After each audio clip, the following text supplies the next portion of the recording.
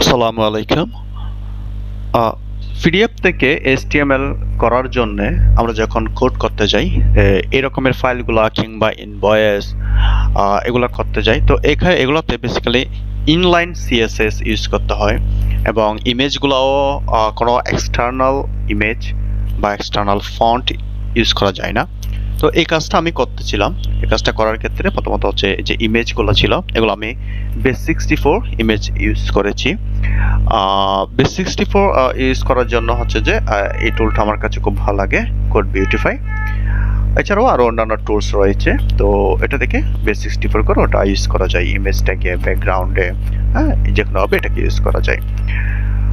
আচ্ছা, তো এবং যখন ফন্ট এটার মধ্যে আসলে তিনটা ফন্ট ছিল, রবটো, এরপর হচ্ছে ওপেন সান্স এবং এটা অন্য একটা ফন্ট, এটার নামটা আমি ব্রেডলি হ্যাট আইটিসি, এই ফন্টটা ছিল। তো ফন্টগুলো আমি টিটিএফ করে ইউজ করেছি, কিন্তু এখানে এক্সটার্নাল কোনো ফন্টই ইউজ করা যাবে না।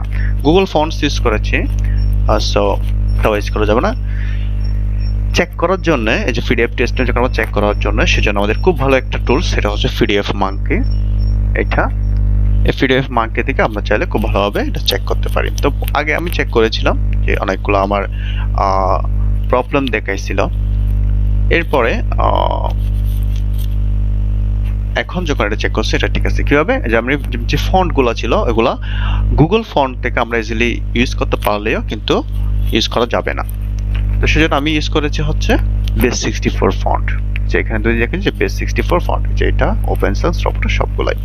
আমি যদি কোডের মধ্যে দেখাই এটা, যে এখানে দেখা যাবে যে আমি font family bread hand ITC TT এটা আমি base64 করে ব্যবহার করেছি। এখন কিভাবে আমরা base64 করে ব্যবহার করব সেইটাও, সেজন্য আমরা এই যে ফন্ট স্কুইরাল এটাতে চলে যাব। এটাতে যাওয়ার পরে ওয়েব ফন্ট জেনারেটর, এই যে ওয়েব ফন্ট জেনারেটর এটাতে যাব এদিকে, এবং এখান থেকে এই সেটিংসটা আমরা করে নিব, এক্সপার্ট, ট্রু টাইপ, এরপর হচ্ছে যে এগুলো বাকিগুলো কি এক্সিস্টিং, এই যে যেরকম এখানে দেখতেছেন ওই রকমই থাকবে। আর এই যে ঠিক এখানে এসে সিএসএস এখানে এসে base64 এনকোড এটা দিব। ওকে, দেন ইয়েস দিয়ে হচ্ছে যে এটা জেনারেট করব। আমি একটা দেখাই, যেমন আপলোড ফন্টসে যাওয়ার পরে এই যে আমি এটা এই ফন্টটাকে জেনারেট করব base64 এ, ওকে দিলাম, এটা আসছে। এখানে আসার পরে এবার আমরা এই যে এই সেটিংসটা রাখবো ঠিক এখানে যেভাবে আছে, এটা আমি করে রাখছি, আমি রিমেম্বার করে রাখছি এটা, এবং ইয়েস দিয়ে শেষে ডাউনলোড ইউর কিট এটা দিব। ফন্টসটা প্রসেসিং হচ্ছে। অলরাইট, প্রসেসিং হয়ে যে এখানে এটা ডাউনলোড হয়ে গেল। এবার এখান থেকে শো ইন ফোল্ডারে যাওয়ার পরে যে এটা চলে আসছে, আমি এটাকে এক্সট্রাক্ট করি।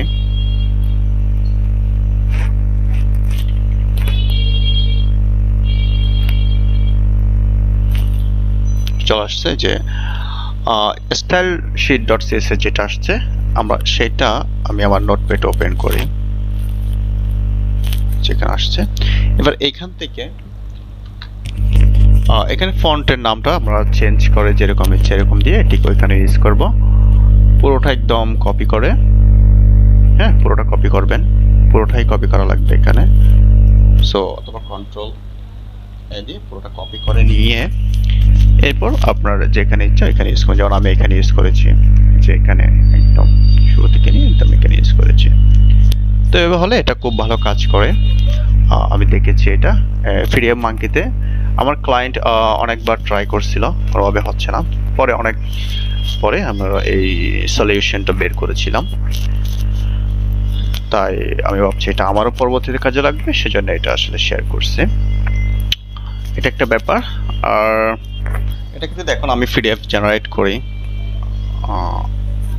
আমি কন্ট্রোল কি দিচ্ছি, ওকে ফাইন, দেখা যাচ্ছে খুব ভালোই পিডিএফ ইয়ে করা হচ্ছে এটা,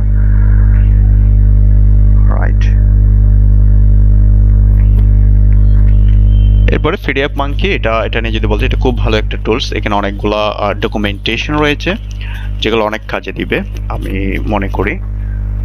আপনারা চাইলে এখান থেকে যে ডকুমেন্টেশনগুলো রয়েছে এগুলো পড়তে পারেন, যদিও ডকুমেন্টেশন একটা জিনিস খেয়াল করেছি, সেটা হচ্ছে এখানে এক্সটার্নাল গুগল ফন্টস ইউজ করা যাবে বলছে, কিন্তু যখন আমরা গুগল ফন্টস ইউজ করে এখানে একটা টেস্টিং করতেছিলাম, আর তখন ওটা আসলে কাজ করতেছিল না। তো এটা একটা ব্যাপার।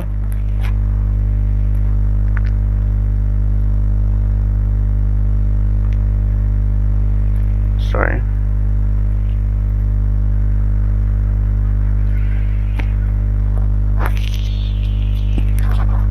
আচ্ছা, এখানে কাজ করলেও এখানে এখানে এটা শো হচ্ছে, কিন্তু যে ব্যাপারটা ঘটে সেটা হচ্ছে যে ক্লায়েন্ট চাইছে যে হচ্ছে যে আপনার একদমই কি করার জন্য, এটা মানে কোনো এক্সটার্নাল কিছুই থাকতে পারবে না, হ্যাঁ সেটা।